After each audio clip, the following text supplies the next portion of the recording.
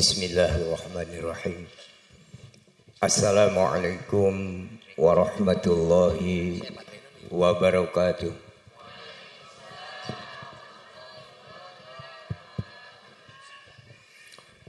Assalamualaikum waalaikumsalam warahmatullahi ta'ala wabarakatuh.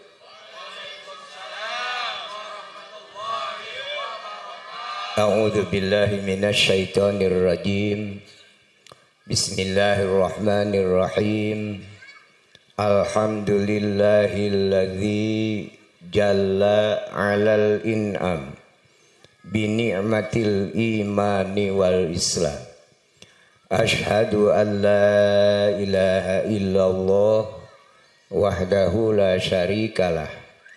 Wa ashhadu anna sayyidana Muhammadan abduhu wa rasuluh. Wassalatu wassalamu ala ashrafil anbiya'i wal mursalin Sayyidina Muhammadin wa ala alihi wa sahbihi ajma'in. Amma ba'du. Wa qala Allahu ta'ala fil Qur'anil Karim. Bismillahirrahmanirrahim. Inna arsalnaka syahida wa mubashshira wa nadhira. Al-ayat. Wa qala Nabi sallallahu alaihi wasallam, man azama ala saati maulidihi kuntu syafi'an fi yaumil qiyamah. Kersana Sohibul Bait selaku ketua penyelenggara hormatun pribados, pangresa Bapak Lurah oge sami hormatun pribados, tekakantun Bapak Dewan oge sami hormatun pribados, sesepuh agama, sesepuh masyarakat, Bapak Ibu hadirin wal hadirat anu sami nampak hadir. Mudah-mudahan kenging kemuliaan ti Allah subhanahu wa ta'ala.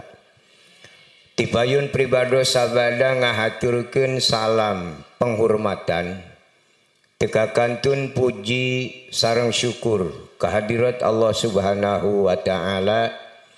Rahmat sareng salam kagungan Allah mugia izin mantenna dilungsurkeun kana wadah rahmat Allah nu parantos dipasihkeun ka Kangjeng Rasul.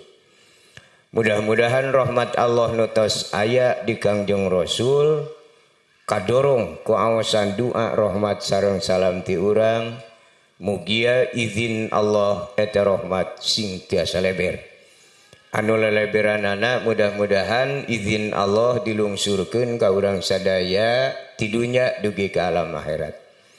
Alhamdulillah ku barokah tina kesatuan sareng persatuan antawis para alim ulama umaro masyarakat bersatu dina ieu wengi beh dituna urang sami-sami niatan ibadah ka Allah subhanahu wa ta'ala anu nganggo perantawisan ta'ziman sejak ngagungkeun kana waktos dilahirkeunana Kangjeng Rasulullah sallallahu alaihi wasallam anu dipimaksad di aya sanes iwati sejak ngalap barokahna bae.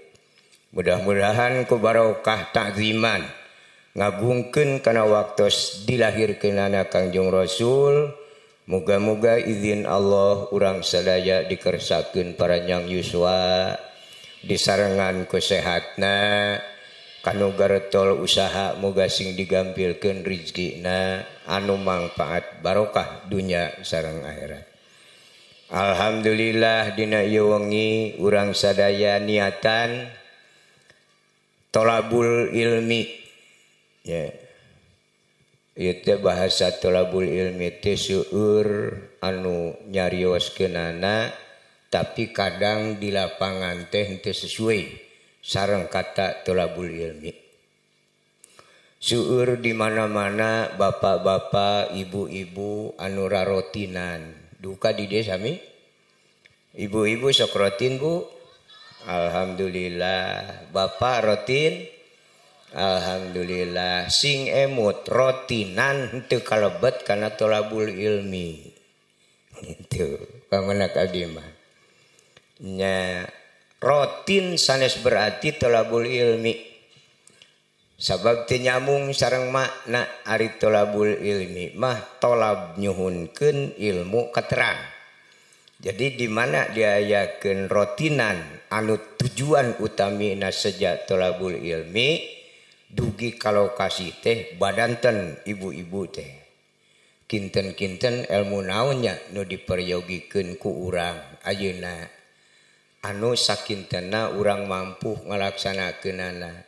Misalna sepakat weh urang mah hojong terang bab abdas weh bab wudu baru diajukeun ka Pak Ustad. Pak Ustad mingon ieu mah abdi peryogi ku ilmu bab abdas eta tolab gitu.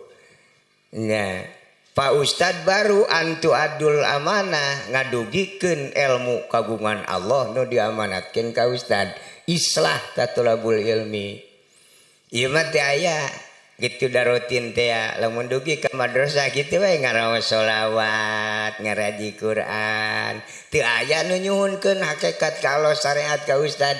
Ustadna deui di eueuh nu menta ge jugder we ceramah. Moal barokah, teu nyambung teh jeung ilmu. Itu. Kan aya taklimu ta'lim kitabna, aya nu tolab, aya anu mutolib. Itu aya nu nyuhunkeun, aya nu masihan. Bapak masihan artos kata tangi misalna aalitan we lah 10 miliar ya mah aalitan we. Itu dah.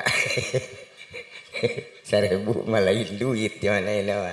10 miliar we. Janten sae ancan kitu saur ilmu. Upami urang masihan artos ka papada jalmi sabaraha wae nileina teu acan janten sae. Ira janten saena tergantung kumaha nu ngamalkeun eta artos. Itu dianggo wae kasaean baru aya barokah kanu masihanana. Upami dipasikeun kana gartu gapleh ya dolun mudilun. Nu masihan artos sami sareng ngamodalan kana maksiat. Kalelet duanana. Tapi lamun aya jalma nu sumping mah nyuhunkeun abdi nyuhunkeun artos pasihan harita kana ge janten sae. Gitu kana ilmu ge sami we. Itu nyemutan punten sanes ngalalangkunganan ka para alim ulama di dieu. Abdi mah da moal ngaos kana ulam lagi teu tiasa ngaos mah ieu mah bade ngadongeng we. Mamanawian tina dongeng abdi sakedik ageungna aya nu ngaarah kana sumber ibadah. Itu da seueur anu linglung ayeuna mah beda jeung nu baheula. Punten di dieu urang akurkeun sareng pendapat abdi dupi rukun Islam aya sabaraha hiji? Aya 5. Gitu. Saur saha eta rukun Islam aya 5 teh. Naha pidawuh Allah, pidawuh Rasul, itu terangeun rukun Islam aya 5 tapi duka ti mana mimitina. Allah teu nyebatkeun rukun Islam aya 5, Kangjeng Rasul teu pernah nyebatkeun rukun Islam aya 5. Saha cing nu nyebatkeun rukun Islam aya 5? Budeng kitu. Aya urang rukun Islam 5 di mana ieu teu puguh jujutan. Kitu. Tingali dina Sarah Sapinah aya. Itu sahabat naroskeun ka Kangjeng Rasul, saur sahabat Gusti Rasul ari aturan anu matak nyalametkeun ka abdi dunya sareng akhirat naon-naon bae diwaler ku Kangjeng Rasul qiraatus syahadataini wa aqimus shalah wa atuz zakah wa saumu ramadana wa hijjul baiti manistata'a ilaihi sabila. Rasul teu nyebatkeun kahiji syahadat cuma nyebatkeun qiraatu syahadataini nu ngetang sahabat. Itu matak cek sahabat oh berarti lamun kitu mah aya 5 tah nyebatkeun rukun Islam aya 5 teh sahabat. Itu agama Islam ya sadayana. Amin, mudah-mudahan sing janten doanya da urang teh neme kahoyong ngan mudah-mudahan da nya aing ngangken Katolik urang teu izin gitu, ari ngangken Islam seueur ting nu teu ayana gitu nya. Rukun Islam aya 5, nu kalima atos bunga haji teu acan, atuh tong wakang ngaku 5 ari encan jejeg mah gitu. Zakat atos teu acan, nah make teh zakat da teu aya pasihkeunna ge oge berarti geus dipotong 2 gitu.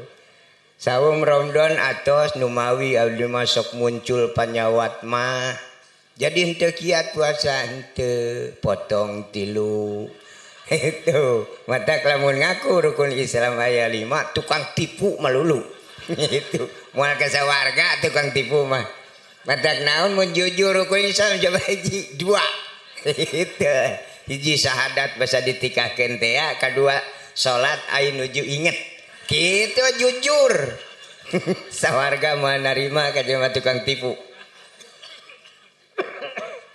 gitu. Teu aya nu jujur jelema Islam. Sabaraha pak rukun Islam? 5 we teu lolobana ge. Gitu. Cik alo teu buka kaera eta aja. Itu henteu ye henteu ge jugjug 5 we.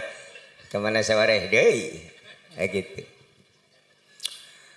Nu mawi yu dina ieu wengi urang lalajo kana lalakon hirupna jalmi anu bener munguh Allah.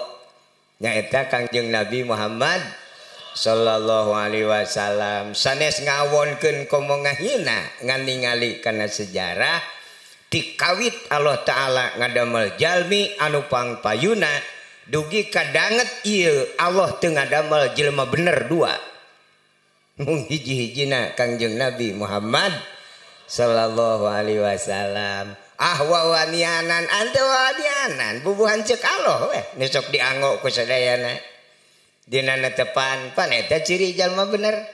Saur Allah assalamu alaika, kalimatna ge mufrad.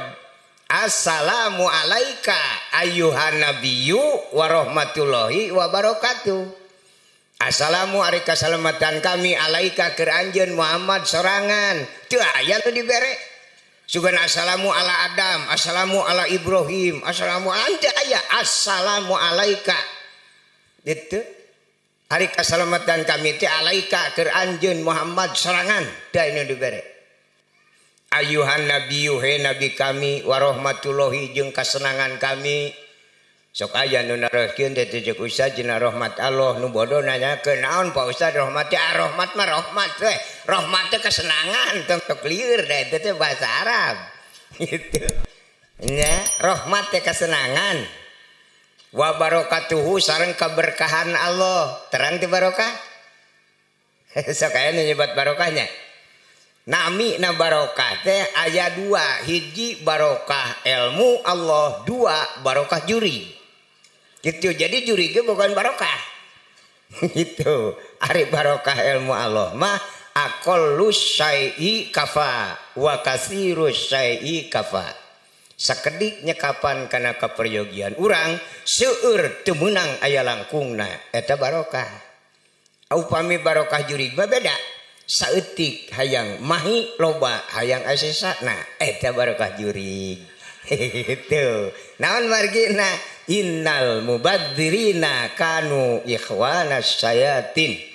Sajalma nu ngamubadirkeun kana rezeki paparin Allah mutlak dulur setan. Itu. Nu mawi urang lalajo kana lalakon jalmi anu bener munguh Allah tujuan utami mamanawian Allah ngalungsurkeun hidayah taufik saatosna terang kumaha kehidupan jalmi nu bener cek Allah manawi urang tiasa nurutan salit. Assalatu wassalamu alaika ya sayyidi ya Rasulullah khudh biyadi qolat eta ngadoa urang. Khudh biyadi pasihan kemampuan Gusti abdi nurutan Kangjeng Rasul qolat sakedik. Itu nya alhamdulillah dikabul ku Allah taala. Kangjeng Rasul gaduh istrina 12. Saur urang qolat Gusti sakedik di pasihan pamajikan dibere hiji salah doa. Gitu. Ya. Kangjeng Nabi wae 12 urang hiji ge seueur hirup. Kacau ya itu. Nah cenandal di manguping teh Kangjeng Rasul teh istrina salapan mata koyana ngajina tamatkeun saeutik. Istri Kangjeng Rasul teh 12. Itu. Waktos Kangjeng Rasul ngantunkeun ieu alam dunya pupus istri nuju menengna kantun salapan deui. Jadi Kangjeng Rasul pupus teh aya sisa salapan. Nah gitu. Urang oge kitu. Di mana gaduh istri teh kedah aya sesana. Itu. Ulah boga pangajikan hiji paeh ti heula. Wah kacau. Itu komo sesa.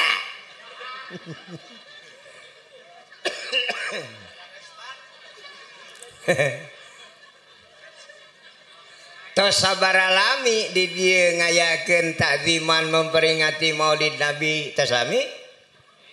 Alhamdulillah ya mudah-mudahan we aya barokahna bari jeung nuju rada linglung keneh oge ka mana ieu teh muludan. Itu sering pangintenya muludan teh takziman ge. Saha nu gaduhna lalakon sejarah lahir Nabi teh itu saha nu gaduhna. Nah langsung ti Allah, nah Nabi sahabat, tabiin, solihin, wali, ulama, apa menang karya urang. Itu. Kedah apa jujutanana ulah ilu-iluan. Itu. Pamenak pribados ayana sejarah Maulid Nabi, lahir Kangjeng Nabi teh sanes karya Gusti Rasul. Sanes sahabat, tabiin, solihin, wali gitu ikut campur. Ayakna peringatan Maulid Nabi galian sejarah dilahirkan Kangjeng Nabi teh karya ulama. Itu iraha ngawitanana tahun 300 Hijrah. Dina warsi tahun 300 Hijrah ulama saalam dunya ngeluh. Saur para alim ulama dina tahun 300 Hijrah. Gusti geuning abdi nyepeng agama Gusti tetos teu gaduh bapa.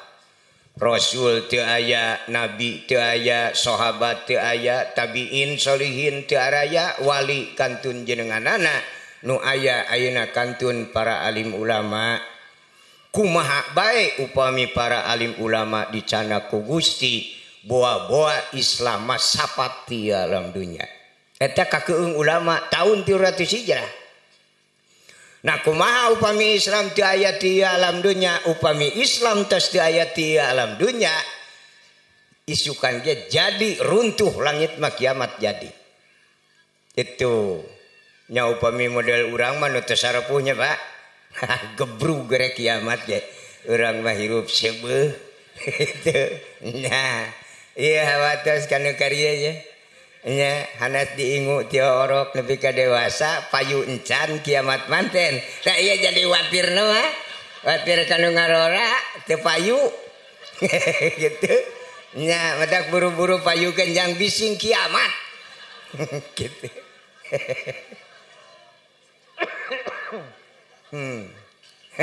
Urang mah pada kiamat ge tinggal seuri ya urang ngamacul subuh. Itu pamajikan geus ngasaan. Pada kiamat ge teu penasaran. Tapi ieu nu aranom alah watir jang. Watir. Ngasaan hirup teh unggul di alam dunya teh. Nyaan nyarana ading.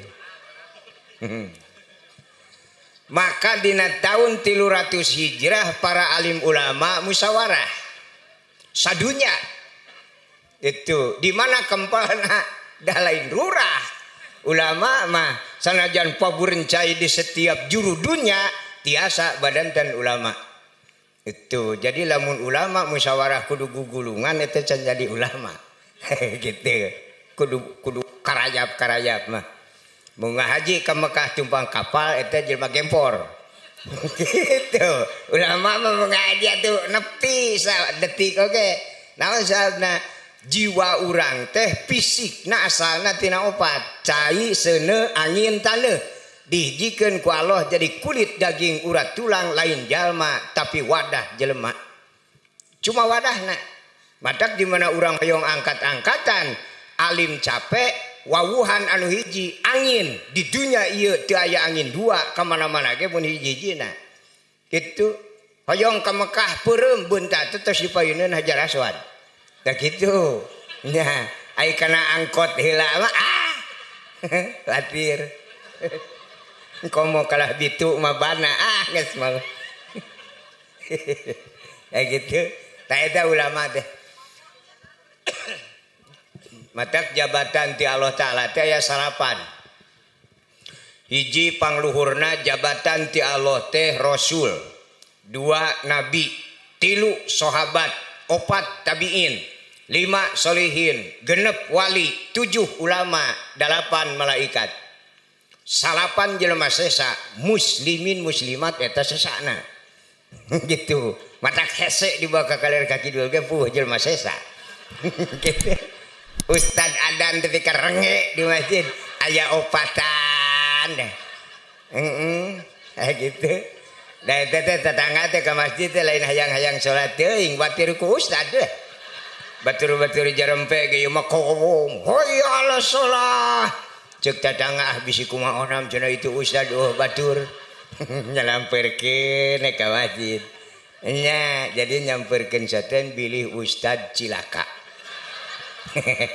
gitu teh itu cek tetangga mudah-mudahan ustad teh inget ka urang yen urang ka masjid teh dihaokan ku manehna sugan we engke beres salat teh mayar kitu cek tetangga ternyata milu salat teh ustad teh geus teu ngareret deui ka tukang itu nah beres awe salam teh kilang bara Malik mamayar atuh nuhun-nuhun ka tetangga teh nuhun gitu abdi tos dibarengan salat teu aya hiji ge nayon teh nya hareup ngulon kata cek tetangga bener ustad teu boga rarasaan aing ka dieu nya teh dihaokan ku manehna itu sugan tarek mayar itu matak barubar cek masyarakat bari Malik ka imam sakali deui sia calangap moal disampeurkeun ku aing gitu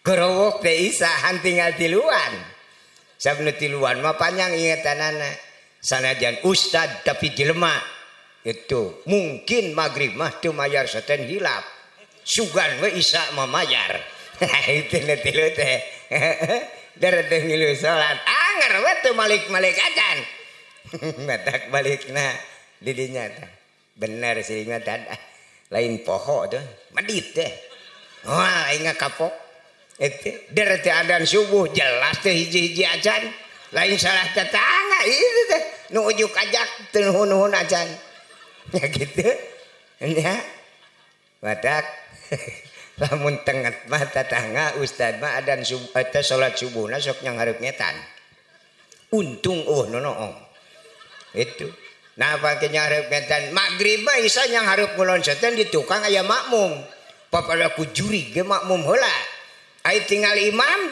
amun aya juri kitu matak nyang hareup ngetan leheungnya ka dieu mah ku aing kitu kumaha engke kitu gerasa karipip nyang hareup ngetan teh Ustaz ya gitu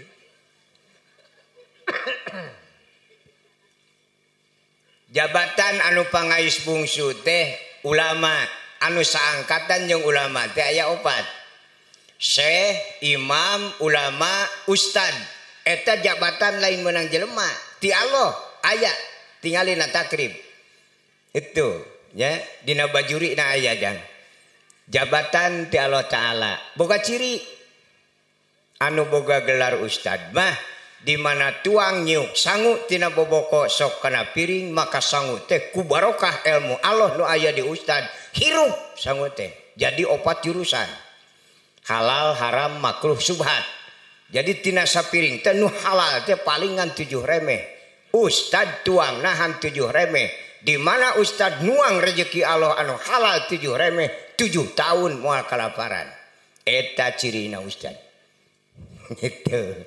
Ari ustad isuk-isuk mumuluk tengah poe ngawadang magrib nyatu deui mah ustad rewog teh mah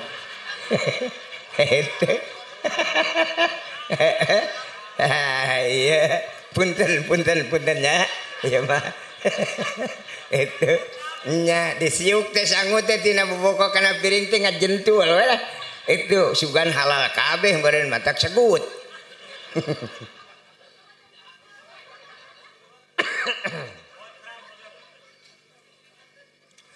Nah, para alim ulama dina tahun 300 Hijrah musyawarah. Ngamusyawarahkeun naon? Ngamusyawarahkeun kakeueung sieun Islam teu aya ti ieu alam dunya. Itu. Teras nararoskeun kumaha carana supaya Islam ulah dugi ka tumpur ti alam dunya. Sabaraha lami teh musyawarahna teh sakedap mung 25 tahun.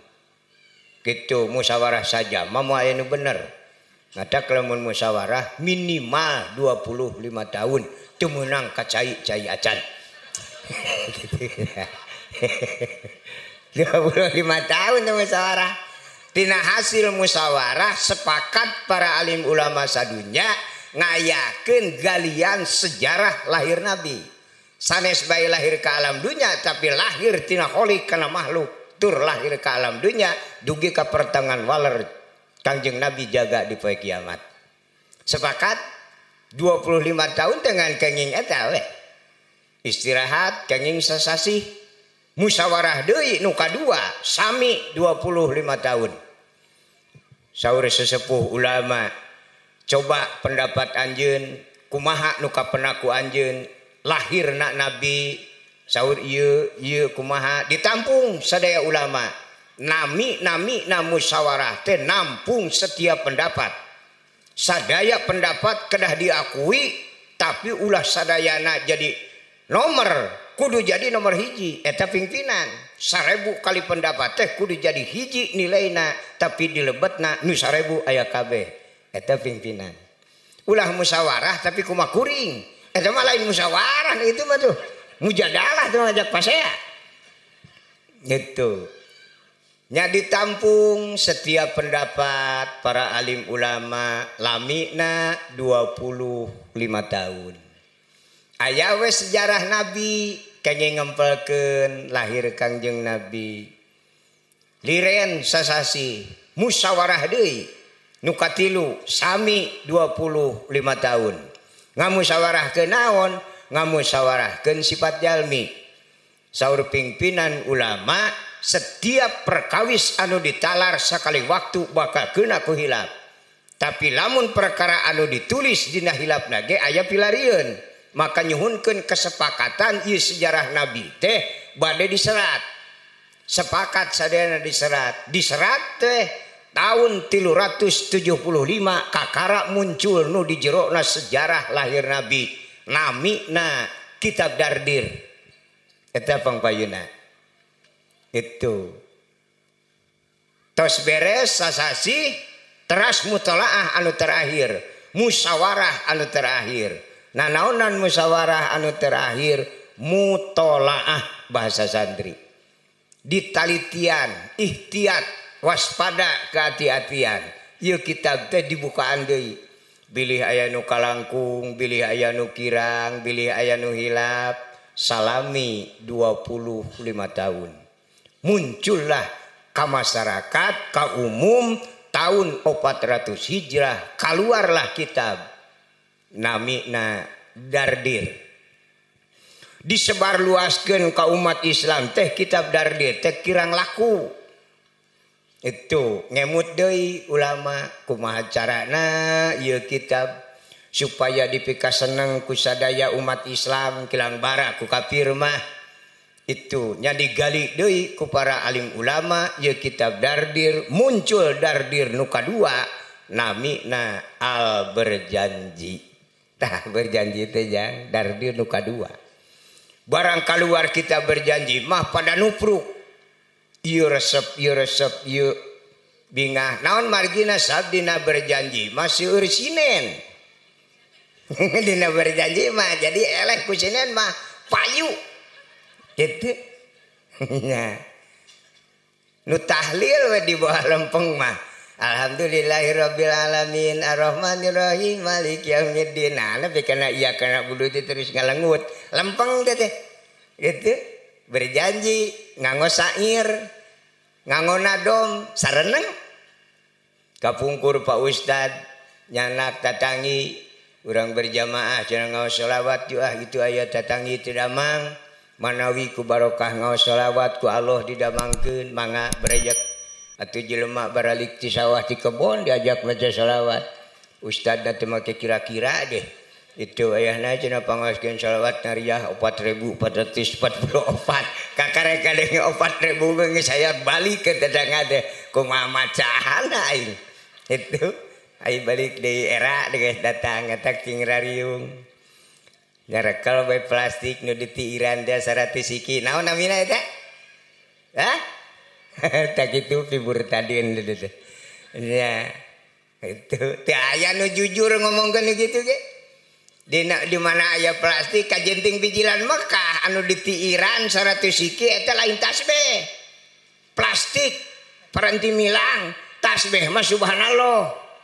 jig ka mamana oge ieu mah anu kitu naon eta tasbih ustad bae nyebutna tasbih lieur eta ngaruksak Islam ku Islam teh ulah ora paingan jeung Nabi baheula awas wabsalatil Islam bil Islam wabsalatil ulama bil ulama hancur ulama mah ku ulama deui hancur Islam mah ku Islam deui nya weh manehna nyaho tasbih mah subhanallah namun tiran plastik disebut tasbih itu subhanallah tasbihna eta alhamdulillah tasbihna eta da alhamdulillah mah lain tasbih tapi nu dibilang eta keneh upami bade jujur-jujuran eta mah alat paranti nyetang ulah sekali-kali hukum eta itu punten sanes ngalalangkunganan ya'muruna anil ma'rufi wa yanhauna anil munkar ya'muru saten Allah da urang malain Allah itu teu dimeunangkeun kiai ustad ajengan nitah salat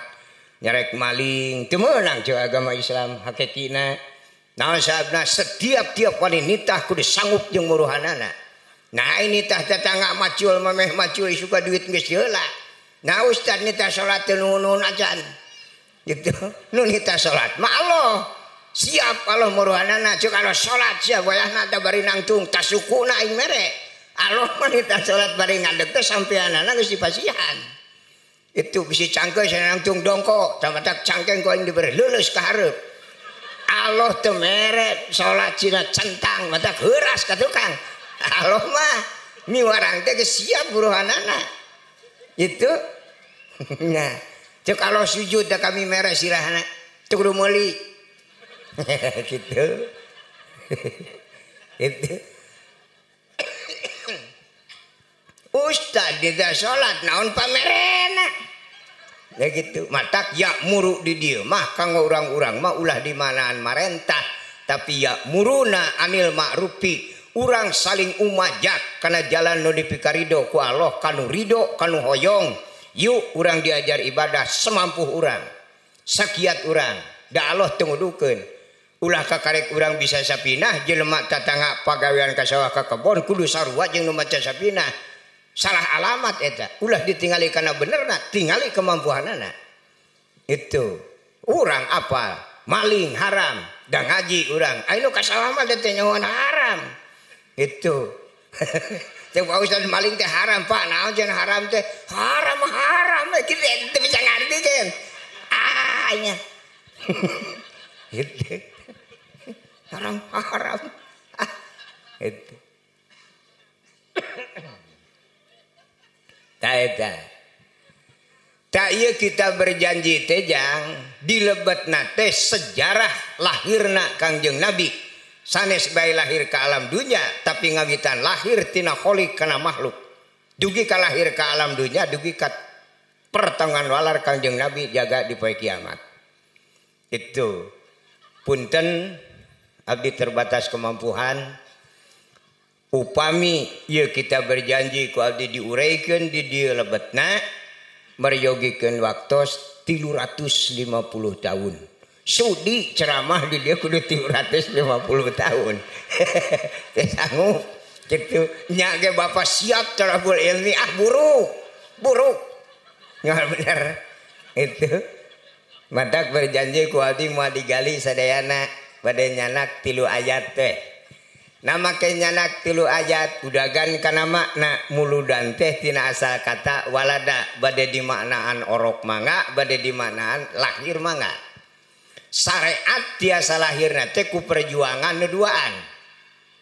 Gitu. Aya ibu, aya rama baru putra. Bisa lahirna teh ku ayana syariat ibu rama. Matak abdi dina berjanji ge bari nyanak 3 ekor we. Ayat anu kahiji al muntakili fil guroril karimati wajibah. Ayat anu kadua wa dhahara inda wiladatihi khawariku wa ghara ibu ghaibiyah. Ayat anu katilu wa baraja sallallahu alaihi wasallam wadi'an yadaihi alal ardi rafi'an rasahu ila sama'il aliyah. Tamat tamuludan sakitu. Kartas teh nya kudu ku bahasa Jepang wae. Urang kawitan ku pidauh Allah nu teu lebet kana Al-Qur'an ayatna dina hadis qudsi. Ngawitan muludan. Bismillahirrahmanirrahim. Laulaka lamma khalaqtul aflak illa bi Muhammadin sallallahu alaihi wasallam. Eta awalna. Bahasa urangna. Satu acana aya bumi langit sawarga neraka. Komo RT macan pisan. Itu. Nupang payun-payuna aya teh Allah. Awas ulah ngangologika. Nupang payun-payuna aya teh Allah. Aneh na Allah mah pang payuna aya tapi teu aya kawitanana. Kade ulah gudag-gudag iraha mimitina Allah nepi ka pecah sirah ge moal kapanggih. Gitu, matak cek Allah entong sok malikiran kami lah. Moal ketenagaan, pikiran mah buatan kami we. Anu aya dina badan masing-masing. Ibu gaduh soca? Gaduh pemasihan Allahnya. Ada ujug-ujug napa we teh. Sabaraha hiji ibu gaduh soca teh? Ada kitu teu ngaraji teh walalatir teh ya. Ya Allah, teu boga rarasan. Ibu soca teh hiji 2 soten kalecina. Upami soca aya 2 bakal beda titingalian nu kenca jeung nu katuhu. Amun ningali kana temok cek nu kenca hejo cek nu katuhu hejo mah berarti hiji. 2 soten kalecina bayar rada pantes. Gitu. Sabaraha hiji bu soca teh? Hiji deui ka mana? Upami ibu di pasian soca hiji moal disimpen di dieu pasti ditunana dina tarang. 2 kali sujud oke moal burung bitu. Da gitu. Al jahil ta dulu alasako cek Nabi jelema bodoh babari cilakan teh diucing caikeun ceuli wae rudet. Komo mikiran sawarga. Gitu. Nah, mata kade nu aran nomjang saur Sayyidina Ali wayahna we cenah ngaji teu utamakeun kana alat. Sabab lamun ngaji alat mah moal beunang dieuleuk-euleuk batur 1000 kali rame Islam itu Islam ieu. Wah, diseungceurikeun kudu ngaji alat mah. Nya, kanggo di lingkungan-lingkungan kieu mah cekape sarapan siki. Ya, Jurmiyah, Sorop, Yakulu, Imriti, Alfiah, Mantek, Bayan, Ma'ani, Bade, cekap jadi lebih segitulah. Nah, entah wakah yang jadi kiai kata segitu mah. Jadi lebih we atuh bisa-bisa mimpin tahlil, urang ulah ngerakeun teuing. Ieu mah teu wujung Jurmiyah oge. Wai. Geuleuh nu pun tara salat teh. Ah, salah alamat pangeran we nu nyieun teh ngewaeun. Itu nah nu mimpin tahlil make geuleuh non urusanana. Gitu. Dalam mun ngaji tauhid mah kitu, jadi bagi 2. Upami tatangi diajak salat tidaikeun wae eta teh aya 2. Hiji kedah bersyukur, alhamdulillah. Ieu panginten ajakeun abdi teh nu acan kersaeun. Jadi aya ajakeun. Lamun tatangga geus hidang kabeh terus usah teh ajak saha? Pigaweun. Itu matak abdi ngawartosan ulah hararideng ting kabeh henteu aya pigawean ustad watir gitu wayahna nya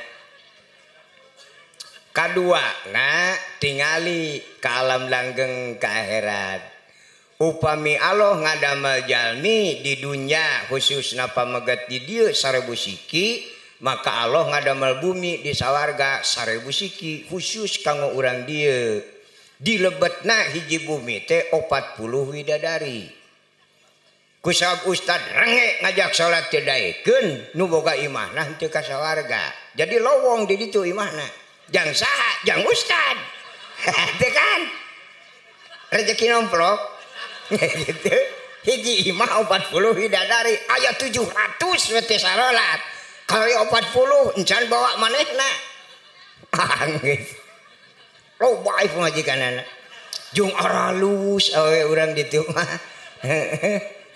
teu aya potongan kieu teu aya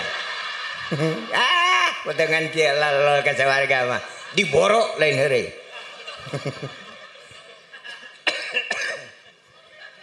nah boro-boro potongan kieu duka bapak mah anu elmuna tebih saluhureun abdi ibu oge elmuna tos sararae abdi mah nu awam keneh kieu teu acan terang kana rupina jalmi abdi mah can apal jelema Pak gitu duka bapak di dieu terang teh jalmi Pak bingung nya nyebutkeun teu terang ari aing saha nyebutkeun terang sieun salah da kitu jelema bodoh mah linglung punten sanes nyangki bodoh moal aya nu apaleun kana rupina jalmi iwati Allah nu ngadamelna umat ieu ngaji kolot ngaji tauhid ulah ditarima ku hawa nafsu nya tarimana ku keikhlasan itu akurkeun jeung ilmu ari ieu nu halaladir di dieu cing jarentuh kieu ieu jelema lain henteu ngece hakiki abdi gaduh keyakinan upami bentuk model kieu potongan-potongan model kieu sanajan ilmu na ngapak langit ibadah kawas malaikat moal dikasawargakeun potongan kieu gilaeun sawarga nempo bentuk kieu asli lawan kieu ka sawarga beuring diburak coba ka kaera gitu naon atuh nu katingali ku urang ayeuna nu cing jarentu ieu sanes jalmana tapi wadahna anu bahana tina cai seuneu angin taneuh Nabi Adam di sawarga pan gitu Allah ngagunukeun cai seuneu angin taneuh didamel wujud jalma Nabi Adam di sawarga teu hirup da can aya jelemaan ngajelepeng Nabi Adam di sawarga lebetan we ku jelema tarola bahasa urang nama nyawa hirup sup nyawana Nabi Adam tina inung sukuna matak uyek inung sukuna tina Nabi Adam daya nyawaan matak ibu sing tegas di mana cara ge ibu kulem tingali inung sukuna amun uyek-uyekan berarti hirup gitu nahe kana bitis uyek bitisna kana tuur itu terus ka jalan cagak kanyawa teh naik kadinya apa di dinya teh aya ramo tunggal nuju tibra gitu sup nyawa mah usik cung nah gitu matak lamun nangtung berarti aya nyawaan upami bobo wae eta kirang nyawa gitu gitu abdi gaduh keyakinan upami model urang-urang kieu bentuk model kieu dikasawargakeun tetep di sawarga ge bakal sangsara itu lamun teu ngadaremal toko di sawarga itu da anu sok hoyong tuang hoyong bumi hoyong artos teh lain jelema cangkangna itu matak Allah pinter laan cangkangna di alam dunya tinggal jalmana di ditu matak jalma di sawarga teu aya restoran di sawarga da daya ngendahar Itu matak di mana jelema geus teu betaheun dina wadahna kitu keluar disebat maut. Tah maut teh jelmana bijil. Teu aya nu terangeun juga kumaha bijilna jelema. Terang-terang heuras weh. Ya gitu. Nya tah jalma mah nu keluar. Sehingga moal aya nu apaleun kana bentukna jalma ieu ti Allah nu ngadamelna. Itu anu hareuras sok dimandian dibungkus mah eta mah cangkang jelema. Itu mata rupa-rupa keyakinan jalma na kumargi jalma na tos teu aya kantun cangkangna mata sok diparikeun. Miceuna tergantung kumaha keyakinan. Mayit taruhlah nya eta teh cangkang jalma. Sok aya mayitna teh di ruang. Duka di dieu sami di ruang Pak. Berarti tiba heula nepi ka ayeuna teh teu acan aya peningkatan. Nah, jeung kurang titinggalian weh. Sok ayeuna bayangkeun, lamun setiap anu maot ruang, setiap anu maot ruang, nya ngalegaan astana teh diurus henteu. Bekilila akhirna pan ngadeukeutan dapur. Teu, kumaha lamun punten? Gitu. Nah matak anu cerdas mah di mana aya nu maot teh tara di ruang bisi astana ngalegaan. Kumaha atuh diduruk tah eta jelema cerdas. Gitu. Jadi astana moal ngalegaan. Gitu. Cenah karunya tong janji engab. Nah diduruk karunya di dek henteu. Gitu. Lamun nya mah karunya atuh sing lega nyeun kuburan. Da ngagali tanehna ge sameter satenjang nu ngaruangna, jang mayitna mah disolopakeun saeutik. Gencet ongkoh ku papan, idep ongkoh ku tetangga. Komo minantu mah hidepna jeung engklak ongkoh. Api-api cicirikan dah yang kapuji ku tetangga. Gitu. Jengke wae nyedak teh itu. Cirik setan panonna. Hatena ai abah di Arab Cibareto menika karek hos. Gitu. Ngadak minantu mah tong dibakas tanah pi omongeun. Luarna jeung jerona beda. Itu. Menika karek hos abah di Arab Cibareto. Itu abdi teh ngarep-ngarep nu babakan we. 500 bata mah kitu sekalian meuli emprod. Nah, aya nu dipalidkeun, aya nu ragrag tina kapal teu kapenak. Umat Islam namun apa kena sejarah teu kudu jadi masalah, kumaha jadi perdebatan. Itu. Naon margina pan urang wujudna bahanna tina opat. Anu di ruang pan urang asalna tina taneuh, nu dibeulem pan asalna tina seuneu. Nu dipalidkeun pan asalna tina cai. Nu leungit tina kapal meureun diteureuy angin. Teu kudu susah. Sok taraskeun kanu ngahadiah anu maot, anu di ruang, anu dibeulem, anu dipalidkeun, anu leungit kabeh ge wa ila arwahi ahlil kubur. Teu aya nu ahlil diduruk. Nah, make kudu cecok urusan kitu-kitu wae. Aya nu diduruk ka sia beda agama. Teh neangan pipaseaeun. Itu kan sakitu ge batur mah cerdas. Gitu. Nya, asa kurang diturutan aya nu maot beuleum. Mun teu dibui.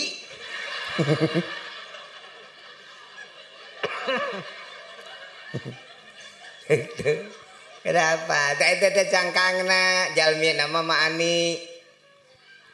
Jeung deui da jarang aya nu terangeun jalmi anu maot teh jiga kumaha. Jarang kiai ustad ajengan oge teh teu wawuheun kana maot teh. Nu apaleun ka jalma nu tos maot teh ieu ati lebe. Ngan hiji-hijina nu apaleun kanu pupus mah ieu ati lebe-lebena. Sajabat eta mah cangah ceungeuh sing ustad ge. Itu matak amil mah cerdas apal kana ilmu. Lamun aya nu maot magrib geus terang lol. Itu ceuk amil sanajan ditempo ge da moal cengkat deui. Aing aku mah ceuk isu ke ah. Gitu. Heeh. Ustad jeung rariung ngaraji Yasin. Sidik geus torek teh teh. Nu ngaraji Yasin nu maca shalawat tarunguan da mah lumpat atuh. Gitu. Ambil aku mah ceuk isu ke.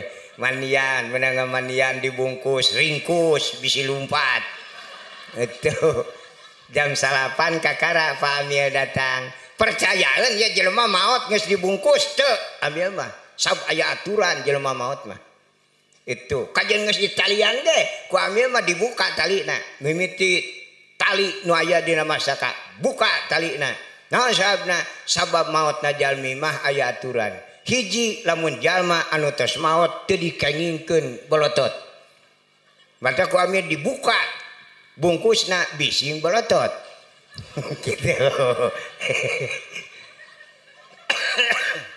amun bolotot cek Amil salah siapa mah peureum usap kami mah gitu cerdasna Amil itu kadua pananganana teu kenging ngarumai dibuka talina teh kalah blak gitu ada cek Amil Aisyah paeh teu nileunung geus gitu paeh maka dieu kokodna rek jadi Amil mah loba omekeuneun gitu Amil mah sukuna kalah burungkut taplek gitu lempeng gitu nya kakarek dibungkus deui teh kitu mentak amun Amil aya nu pupus mungin teh sumping cerdas gitu teh nya mesin muda ongkong beren eta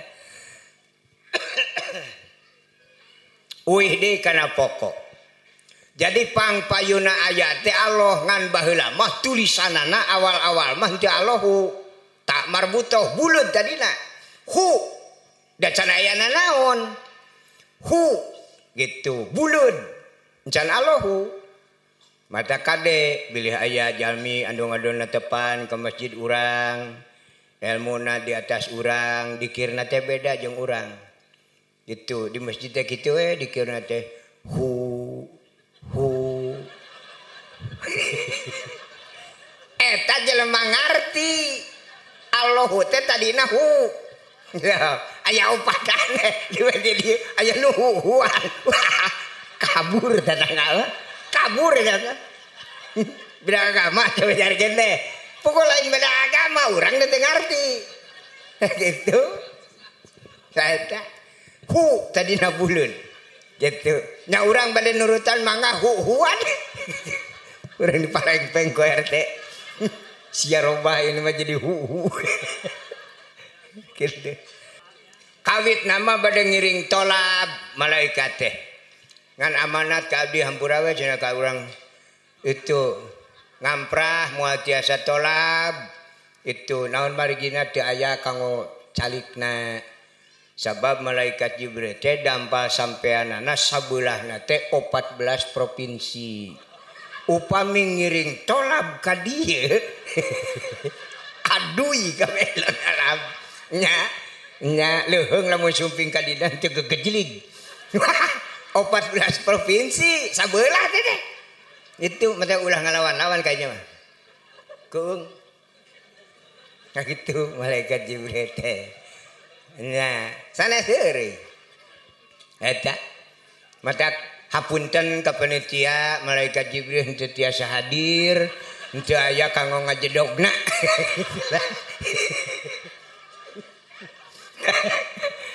dampal sampai ada 14 provinsi bujurna segede kumaha parah ada kali nanti di ditu itu nuju mangnadakeun hampura yang ngaduakeun nama kumaha situasi urang we itu aya nu nunutan wae cuk malaikat ya muga-muga sing anteng heesna itu batur baralik sina hees we terus gitu aya nya aya nu hitut we aya kene sing kerep hitutna gitu da istilah bahasa suku urang kampung pan kitu melak cabe buahna cabe itu lamun tolabna teh hitut teh terus saya malaikat oge ngaduakeun sing kerep gitu nah kecelakaan anu kahiji ku Allah didamel sawarga kecelakaan anu kadua ku Allah didamel malaikat kecelakaan anu katilu ku Allah didamel neraka kecelakaan anu kaopat ku Allah didamel langit kecelakaan anu kalima ku Allah didamel bumi jagat kecelakaan anu kagenep ngawitan Allah Ta'ala ngadamel jalmi aya wadahan seperti urang kieu Nabi Adam alaihissalam di sawarga. Kecelakaan anu katujuh ku Allah ku kudrat Allah dibelah dua. Kecelakaan anu katujuh teh sabelah ku Allah Ta'ala didamel aruj. Naon aruj teh alat katuangan nu matak muatan ka urang. Taruhlah di urang mah beas pare nya kamu di Jawa Barat mah dasar ajan dihantem dioleg ku roti ge cul kana beas mah lang layeuskeun nya matak suku kapungkur urang kampung mah kana pare teh ngan henteu we ngangga pangeran nya nu baheula mah teh gitu teu meunang sakali-kali pamegat lebet ka goah sabab moal nyaho fungsina anu ka goah mah kana pabiasan iwati ibu-ibu tekengi ngadeg di lawang kedeh ge kedah tos dongkok baheula mah hormat matak rezekina ge barokah itu kacaduna jelema baheula mah panen ayeuna ngajual pare nu ayeuna tara nu baheula mah 4 tahun 5 tahun pare teh dina gudang kakarek dijual teh geus 4 tahun hiji pageuh dilaan ge da baheula mah pan gegesan pare rogol baheula mah nya nepi ka pageuna di gudang dia teh beunang setan ditotog gulingis itu kakarek dijual pareet naon pait gitu dijual setan pait geuneuh heureuh ge banar gitu nya gitu ari nu ayeuna mah eta teh pola supu eta teh dibuang aya aturan pare panenna saminggu di duit geus kabanar teu heula geus jadi saminggu di ge panen nya panen teh ka imah bare teh kabanar ka itu nek aya barokah di mana teh ya gitu bala matara itu istri nu kagoah aya pamegat kalayang kolongna kagoah pangpeng gitu moal nyaho barokahna goah iwati ibu-ibu da ibu-ibu mah upami lebet kagoah nyiuk beas isikan dipasak diikat sangu nya Pak barokah dituang ku caroge ku putra ku putu gitu pamegat lamun asup ka goah nyiuk beas pasti bakal ditukerkeun kana udud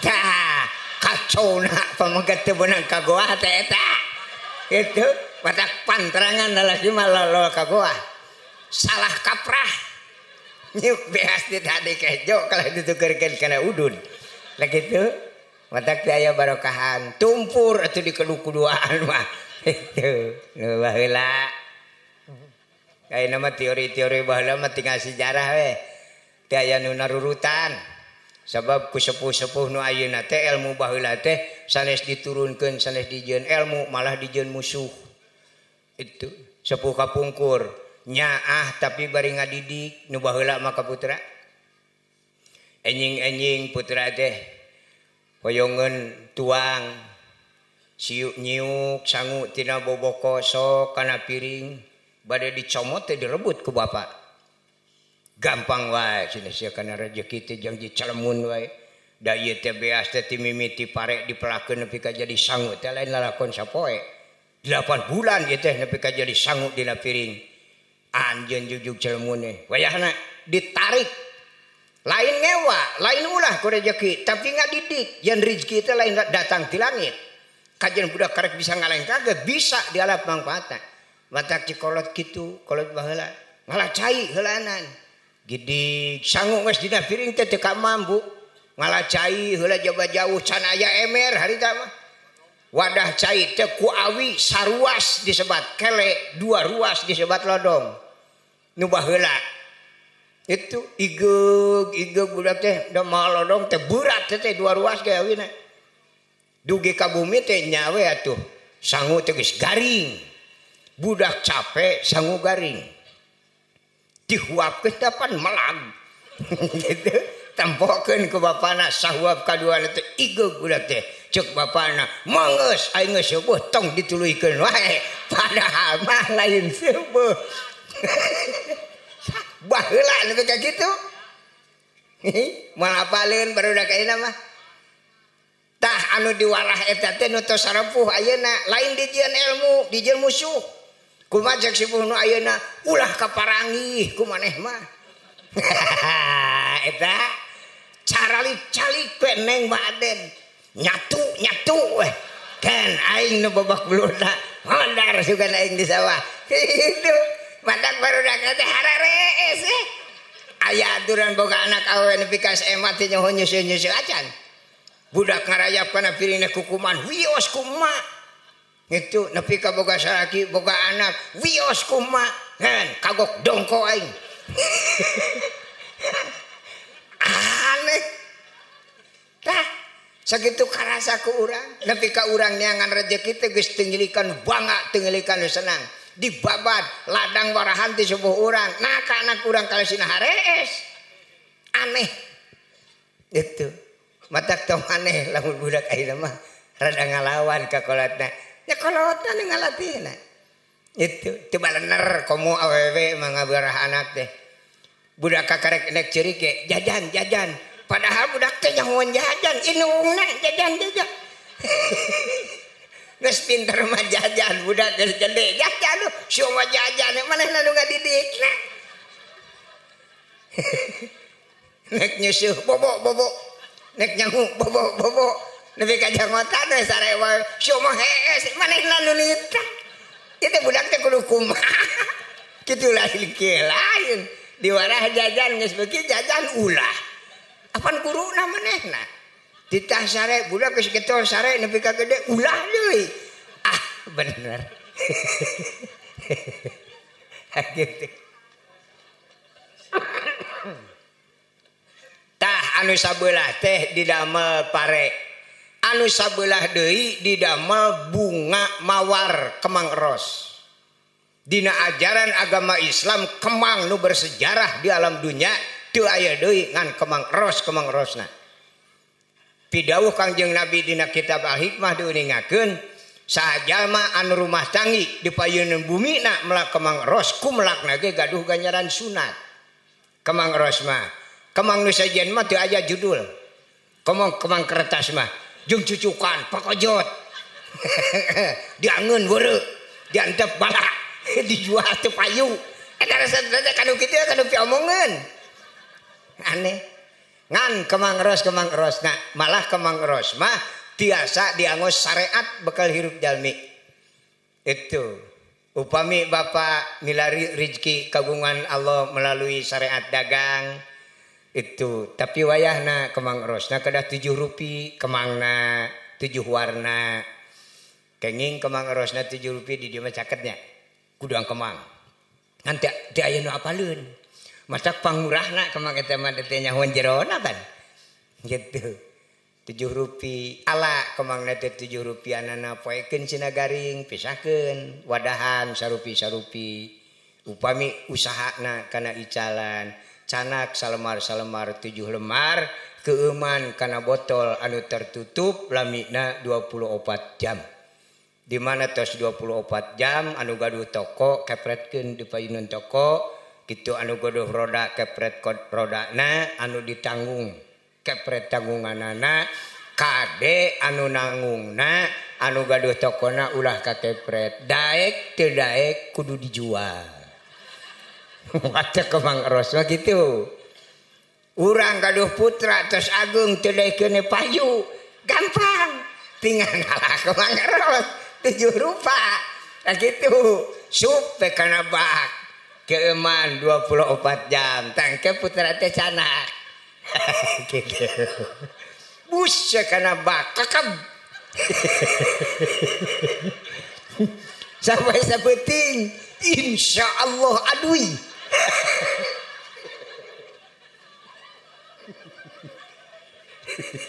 nah dikukut ya budak teu laku gitu sina aduh ya baga maraban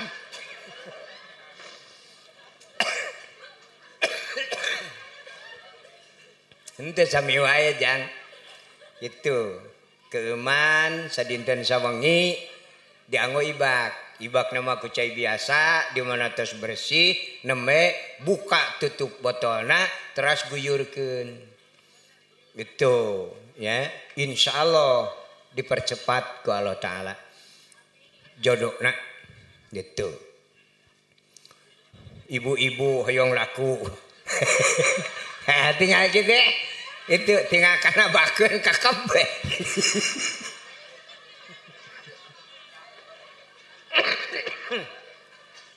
Malih dina ahli hikmah mah dugikeun ka kieu. Di mana jalmi anu nuju rumah tanggi tos gaduh bumi. Melak we kemang eros 7 rupi bade satangka ada barudak ayeuna makan cerdas nya tiasa ditempel satangka ge bisa jadi 7 rupi warnana bade 7 tangkalanana simpen we bade dipotan bade dipelakeun di paineun bumi 7 rupi 7 tangkal 7 rupi gitu saurna kitab eta jalma 7 turunan moal kakurangan duit sanajan pagawean sarare wungkul nya enak bacaan teh mana kitab gitu lamun di paineun bumi na aya kemang eros 7 rupa maka 7 turunan moal kakurangan duit eta jalma sanajan pagaweanana sarare wungkul tapi syarat ulah balanya gitu lah dibalenyakeun mah beak wae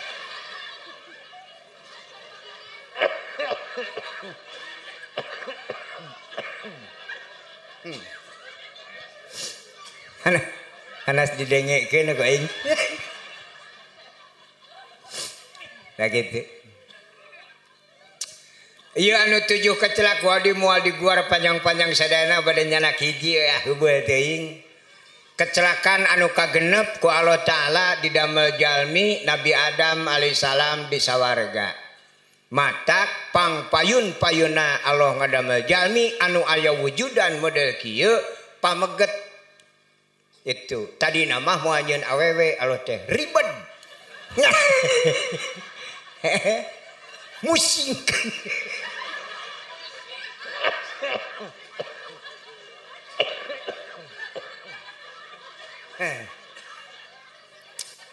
matak ngadamel teh pameget teh hiji Nabi Adam alaihissalam sadaya umat Islam anu ngararaos terangeun nu nami-namina sawarga mah moal papenak sareng kasangsaraan walau kana tarfata ainin sanajan sakiceup moal papanggih jeung sangsara anehna Nabi Adam aya di sawarga teh jiga anu teu bungah we ngahuleng weh Nabi Adam nyarek ngawadul da eueuh batur nek cecengiran jeung saha udud eueuh warung kitu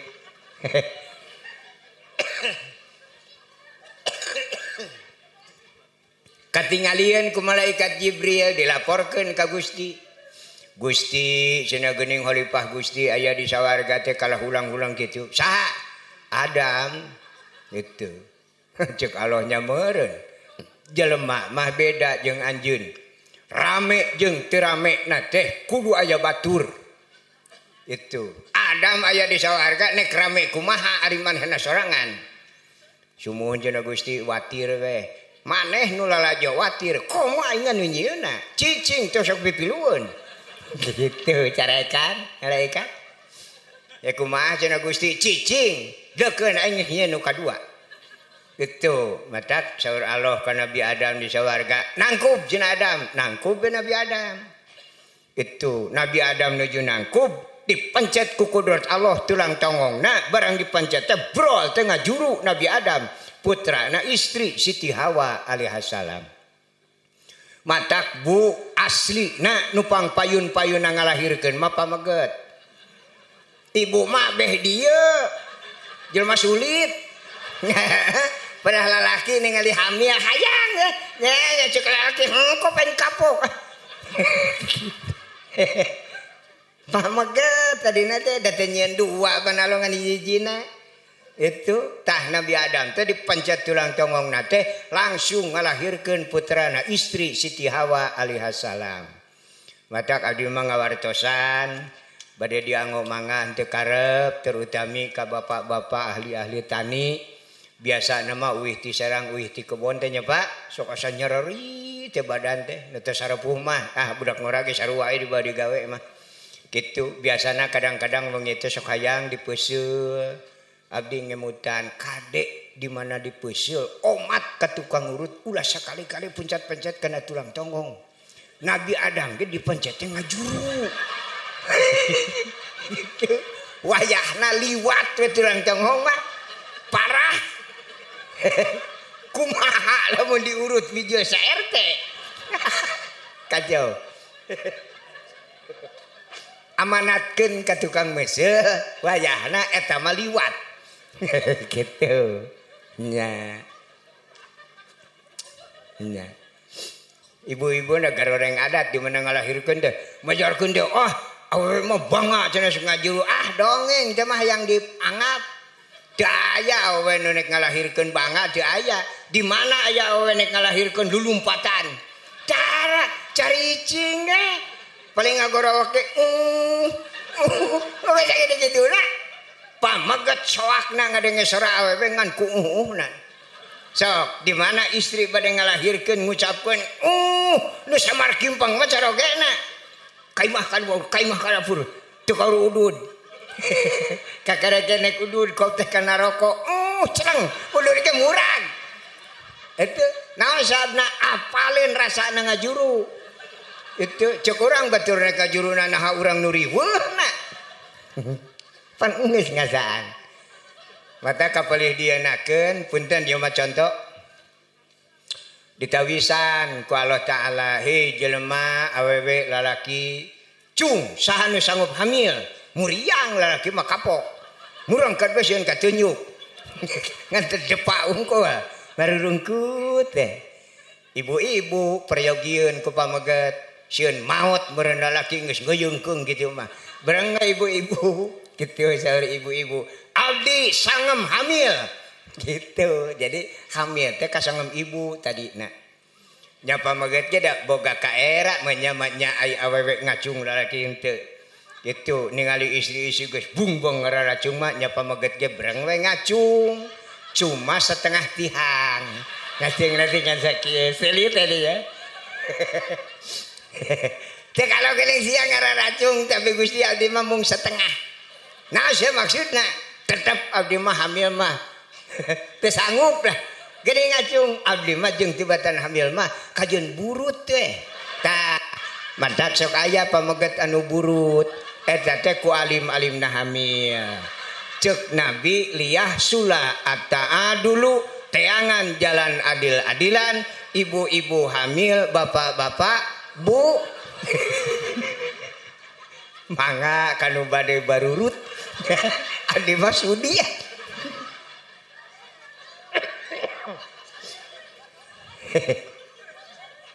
nah gitu di pasihan 15 kilo weh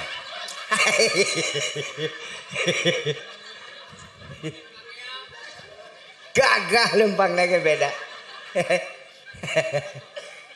nah gitu nah aya we Nabi Adam terus aya Siti Hawa nyabungah Nabi Adam teh keur mah aya di sawarga dibarengan ku awewe bobogohan we Nabi Adam teh ka itu ka dieu eueuh hancip tah mata kalau mun bobogohan kudu di sawarga jang moal aya nu ngintip jelema ngane teh etana ka kebun binatang boga teh itu kolam renang bebas teh ono teh heureuy bener aslina pan di sawarga aya kebun binatang satona kungsi turun ke alam dunia 2 kali sakali zaman Nabi Ibrahim alaihissalam paranti angkat-angkatan Nabi Ibrahim nganggo buruk itu da eta teh ngaran aslina mah teu aya nu terangeun da buruk mas malakob nya asma nami lakob lalanihan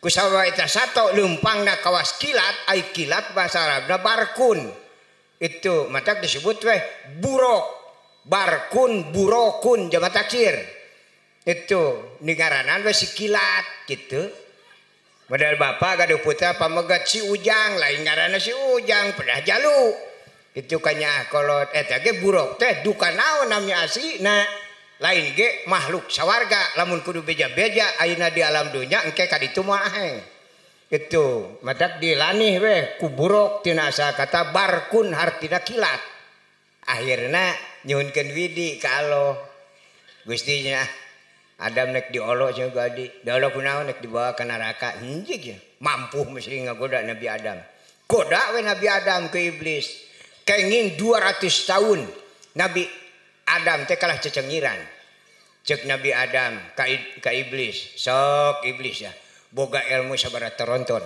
utahkeun cek aing 1000 kali ilmu ngapa ke langit aing nyaho intina siapa yang ngajak aing ke neraka mau bisa mundur iblis soak ngagoda Nabi Adam tapak bari lalajo kehidupan Nabi Adam sakali waktu Siti Hawa aya kahoyong nyuhunkeun ka Nabi Adam ku Nabi Adam digugu dijieun alat ku iblis cek iblis ih geuning Adam teh eleh nanti ku Siti Hawa matak malik iblis ngagoda ka Siti Hawa malik ke Nabi Adam benang Nabi Adam ku pamajikan gitu syariatna hoyong buah holdi teu bisa naik alasanana dipangalakeun ku Nabi Adam gitu barang bade dipetik ku sabab Allah teu izin teu beunang teu katoel-toel acan Nabi Adam ragrag kubrag ningang kana tanah sawarga raksukan Nabi Adam teu aya maskeran acan itu barang ditubruk ku Siti Hawa dan nyaah eta teh tuak taek teh ngabelaan anjeunna ditubruk ku Siti Hawa teh keres leungit duanana ti sawarga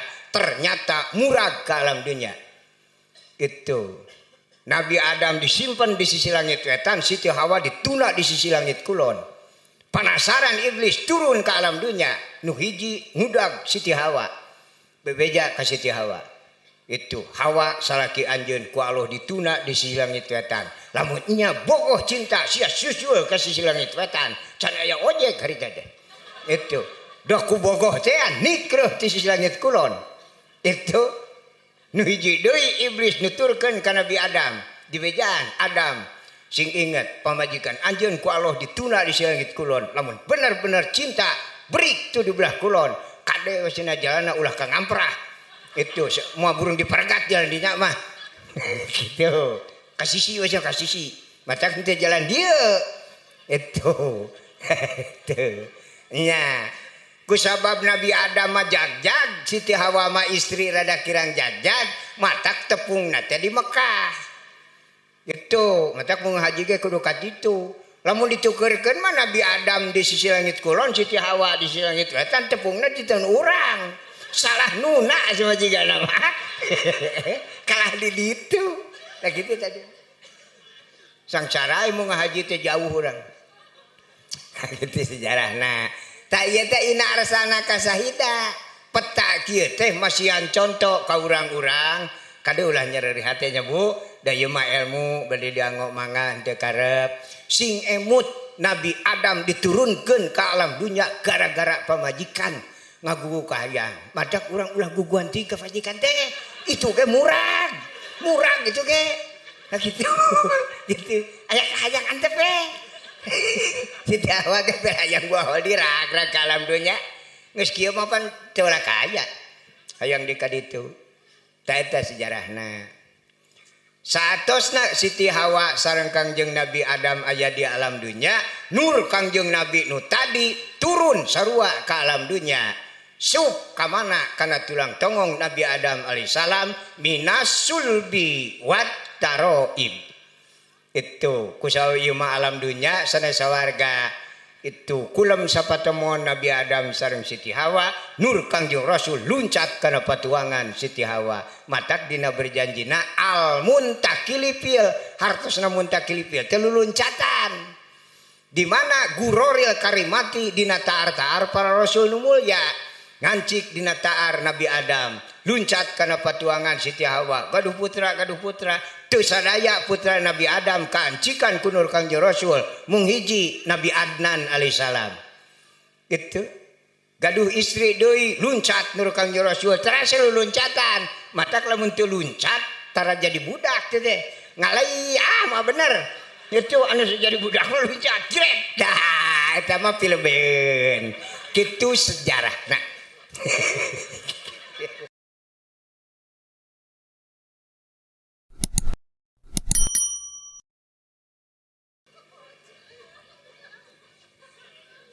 itu malih Nabi Ibrahim dugi ka ngadauhkeun kitu pan dina berjanji walamma aradallahu taala ibroza haqiqatihil muhammadiyah wa idharahu jisma wa ruham bisuratihi wa makna Nabi Ibrahim kantos nguping nur Kangjeng Rasul dina manahna nuju ngaos dikir Itu nur Kangjeng Rasul teh aya dina manah Nabi Ibrahim. Ngaoskeun la ilaha illallah. Itu. Urang mah ulahnya. Itu. Der we ngaguruh dina beuteung urang aya nu dikir. Ah, mau burung ka rumah sakit. Ganeng. Nah, urang mah paling perih beuteungnya kerbau padulit teuing. Asa ulah dikir we, soak. Nya, aya genep anu dikir di jero beuteung ah mau burung dioperasi wae. Kaluman. Gitu. Eta sejarah Kangjeng Nabi teh. Anu terakhir nur Kangjeng Rasul teh ngancik dina tarna Raden Abdullah. Itu Raden Abdullah nuju bujangan aya nuran Kangjeng Rasul maka teu aya jalmi anu wantuna ningali kana rarai Raden Abdullah ku sarab-sarabna. Tah ge ka ibu-ibu kan neng-neng terutami nya kedah janten contoh. Ciri na budak bujangan sejati tarangna herang, cahayaan. Geneuk lah entong ngaku-ngaku bujangan. Geus geneuk mah moal bener. Kitu teh. Ya. Geus kuluh mah. Herang. Itu cingkartit teh. Mata lamun ningali pamuga teh tingali nu herang. Itu mangejokeun ge teu penasaran. Itu aing meunangkeun nu geneuk mah wah asa dikejokeun heuras keneh ge. Geus kitu bentukna ge.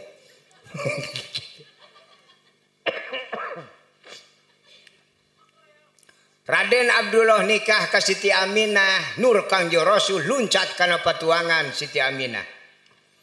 Didinya Kangjeng Rasul ngancik dina patuangan Siti Aminah, sasasih kaduana Raden Abdullah angkat icalan ti Mekah teras ka kampung-kampung dugi ka kampung Bani Adi. Bani Adi yim minat taifatin najariyah.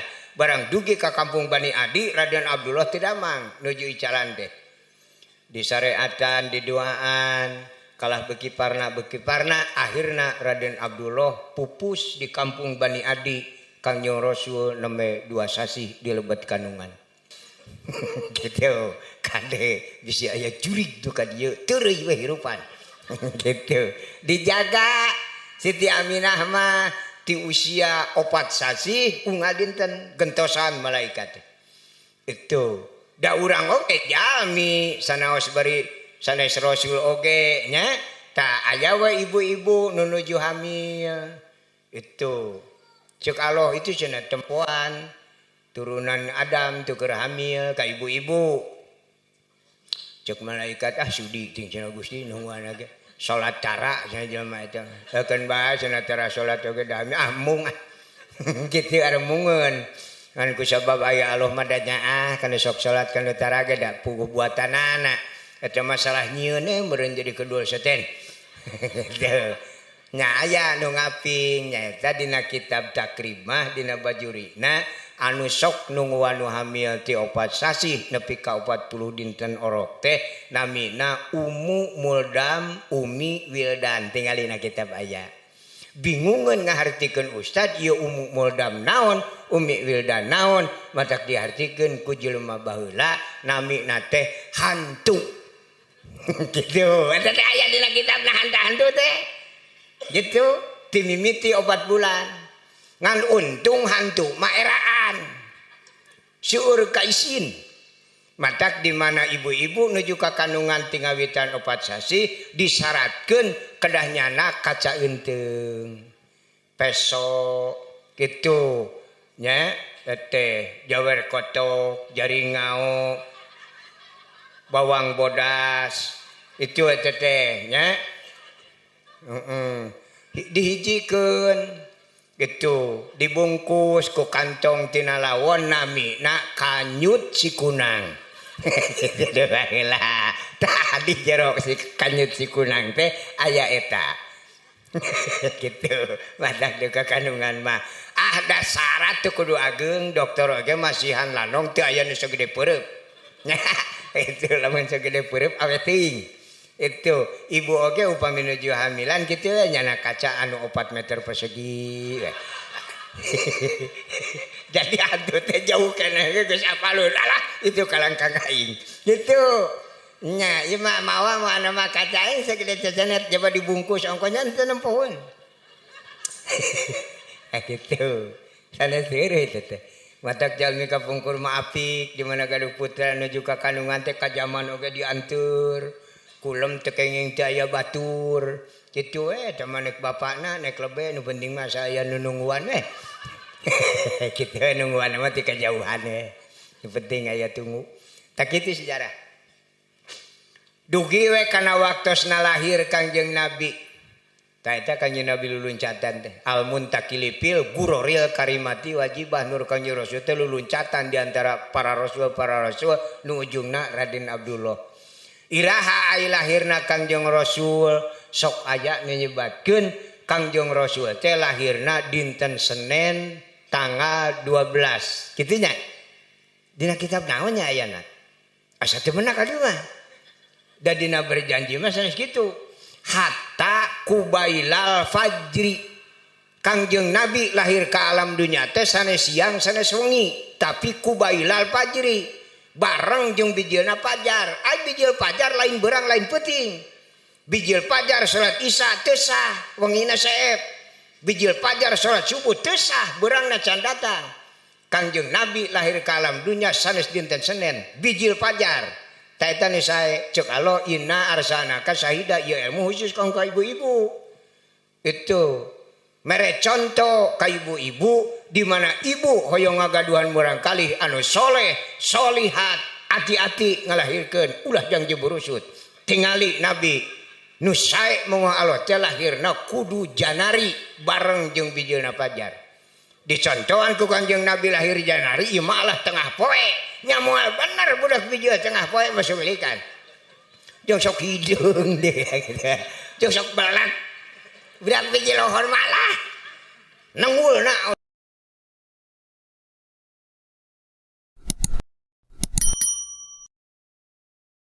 caan matana di dileunana. Kitu. Nungguana teh kana duit teh. Ulah sok janji. Ngalahirkeun teh kudu diatur. Gitu. Wah cenah kumaha ya mentong kumaha hayang teh boga budak saleh. Itu wah cenah da karaos cenah isuk-isukan bae karasa mah da lain bijil hirup bareng budakna ieu mah bijilna. Wah cenah keukeut wae hayang bijil. Di dieu. Kitu. Kusabab urang hoyong ngagaduhan urang kali anu saleh anu solihat daripada cilaka budak bijil tengah poe tungkup heula bekem. Cenah hese ku urang mah aya nu wajib ngabela ka masyarakat RT. Sebagian tugas RT teh ngumpul eta. Di tengah poe nepi ka Janari. Embokeun lamun teh heuh aya RT.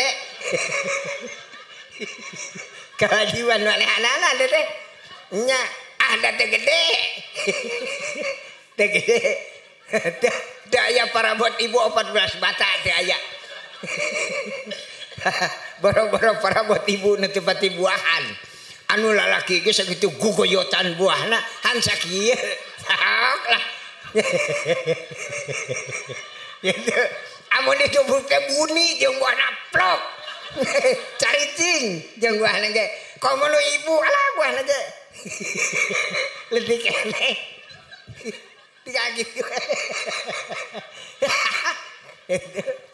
Blok. Nya ama anu saena mudah-mudahan janten ilmu nu lepat nama abdi jalmi biasa. Moga-moga urang sadaya aya dina rahmat Allah Subhanahu wa taala. Rabbana atina fid dunya hasanah wa fil akhirati hasanah wa qina adzabannar. Wabillahi taufik wa hidayah. Assalamualaikum warahmatullahi wabarakatuh.